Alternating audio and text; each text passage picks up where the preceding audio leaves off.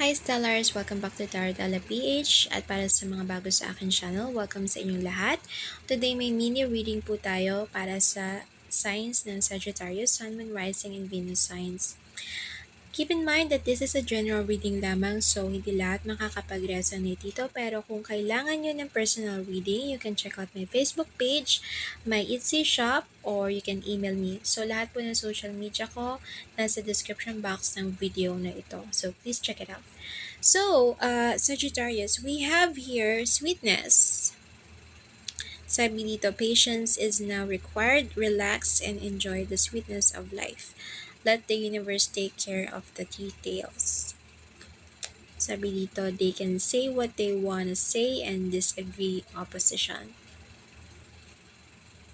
And we have here restless and lonely, insecure, missing, uncertain. Okay. Alright.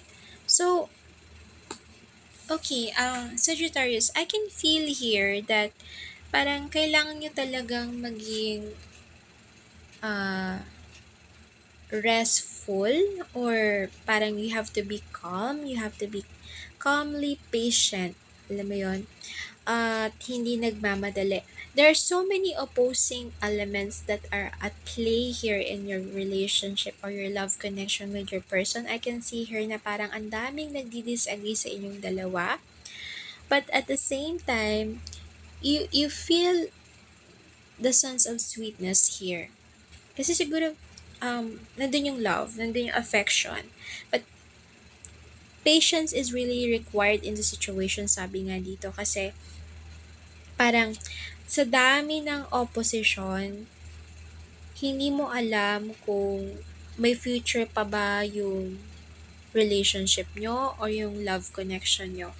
Hindi lang tao yung dito yung opposed dito, but I have a feeling na parang it could be some other things. It could be ambitions, dreams, location, setting, parang ganun. So may mga factors dito na nag-o-oppose dito sa relationship nyo or love connection nyo, which is you feel like na parang insecure ka or parang hindi ka talaga you feeling settled or peaceful in your mind kasi nga hindi mo alam kung may mararating ba tong love connection nyo. So for that, let's see the clarification of these energies for you, Sagittarius. Let's clarify these energies using our tarot.